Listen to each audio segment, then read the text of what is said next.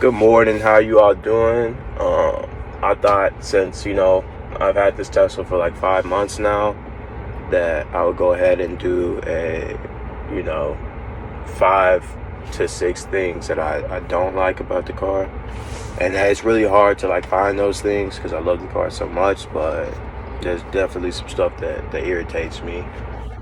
Okay, number one thing that I don't like, it is when you're inching up on a car. And I think I'm not that far away from it, but like, I guess I'm 31 inches, but it's just the noise it makes. And then if you get too close, like it literally will like ghost stop you like really hard. And I guess that's cool if, you're in a situation where you would really hit that car in front of you, but I've never really been in that situation. But every time it's ghost riding me because I got too close to the car, or ghost stop me, which is just like abrupt stop, like you're on a roller coaster or something, and it's uncomfortable. Second thing I hate, and this honestly should have been the first, but you don't really get the range that it tells you. Like, it lies. Like, if I wanted to go on a 155-mile road trip right now, I'd probably only get like 100 miles out of actual driving, which is kind of crazy. But I guess you got to take into account like it's an all-electric car, and it powers, the radio, the GPS, all of that. So, but at the same time, it's just like, wow, like, and my battery never charges up to, like, this is supposed to go up to 315 miles or 300, but my battery never charges up past like 290, 295. So I feel like that's kind of misleading. All right, my third gripe is that you can't open the glove box without using the screen. And I'm used to like having a button or something to open the glove box for me, if I'm just like in a hurry. But like in the Tesla, you gotta like dig through the menu screen, like find the glove box button. And I feel like if there was an actual physical button somewhere, that would actually be a little better, more convenient, faster. Let me give you an example. So in order to reach the glove box, which is right there, I'm in Chick-fil-A right now, but you have to press this button, go to the glove box button, and then bam, and then from there you can just do that. But I wish that there was like a button, like almost like right here or something, or like a swipe or something that you could open the glove box a little easier, because that's 2 buttons, and if I'm on the road driving, that's 2 things I gotta hit and take my eyes off the road just to open the glove box. I think that could be a little better. All right, I think we're up to number 4. And now that I'm saying it, there's a whole bunch of stuff I don't like about this car. So, all right. Number 4 is they don't give you a free LTE. I mean, I got it for like a year, but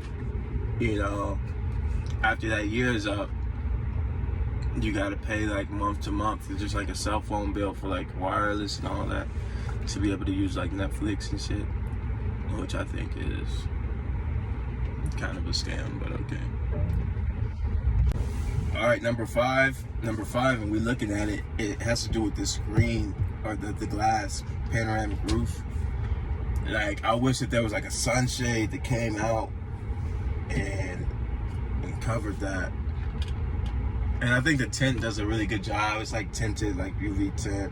Sun rays don't get through it. They never really bother me, but sometimes I wish it was like a little darker in here, like during the daytime. So I got my windows tinted, and that kind of helped out a little bit. But if you had like a little sun visor, sunshade that ran across the top, that would be ideal. What else do I not know? All right, so there's number 6. There's a hella wind noise in the car when you're driving, and it comes through like this seal, because like when you open the door, it's all glass right there, and it actually dips down to clear this like molding right here, this black molding. And I feel like it's not going back up all the way, because I can hear this wind noise constantly. It's very faint, but I can hear it when I'm driving, and the car doesn't make any other noise, so you automatically know that's some wind noise, or it pops out relatively easily. So that's annoying. What else is annoying? There's a camera up here, and I kind of taped it off just cause, you know, I'm the guy that tapes off cameras on things that are facing me. I feel like the government's watching you, or Elon. So don't exactly know what that camera's for, but it's not about to watch me all day. I will say this car demands a lot of attention though, especially from a young black kid driving this. People are like staring at me whenever I pull up, hop out at the after party. You and on your. I don't even know what number we on, but we're definitely past 5.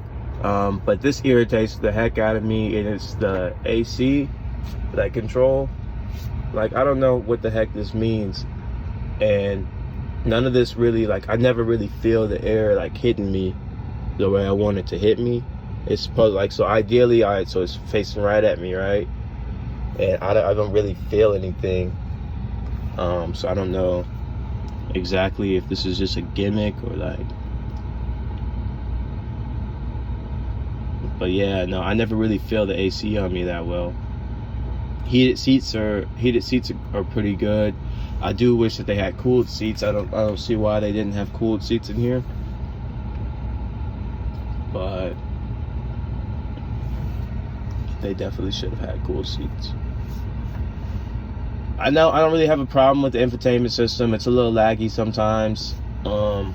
Maybe that's because I can't update it for some reason, because you have to connect to Wi-Fi to update things. But if your garage isn't able to connect to your house Wi-Fi, then you're kind of screwed. So yeah, I'm behind on the update.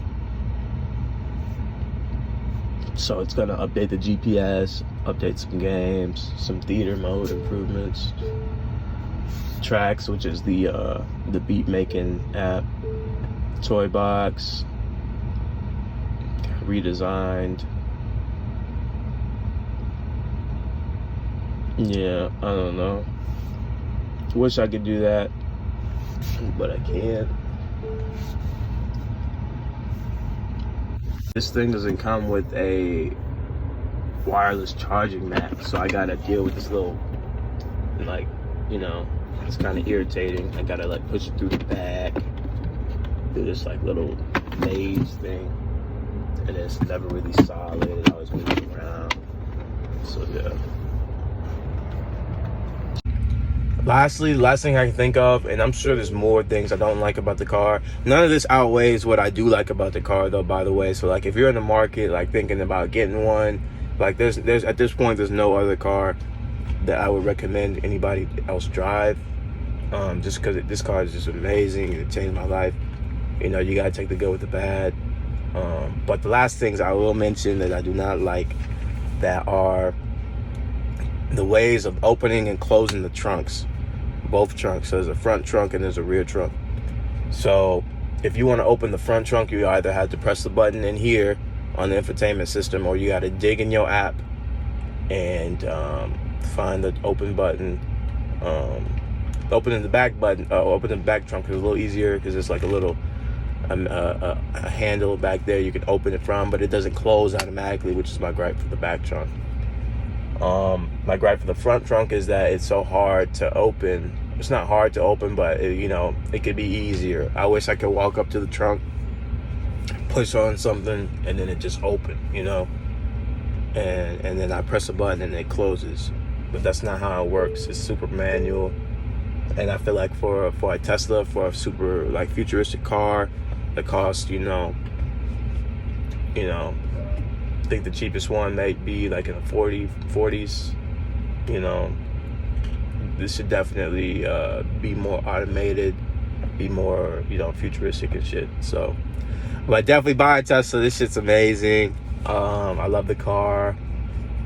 Changed my life, like I said, 1,000,000 times. Changed my viewpoint on what a car should be, what a car should offer, how a car should drive, usability of a car, how a car should look, how much space it should have, how much maintenance it shouldn't have, how much the tires should not fucking cars. $400 a piece for the Michelin Pilot Super Sport 4S's. But you've got to pay to play. All right, y'all.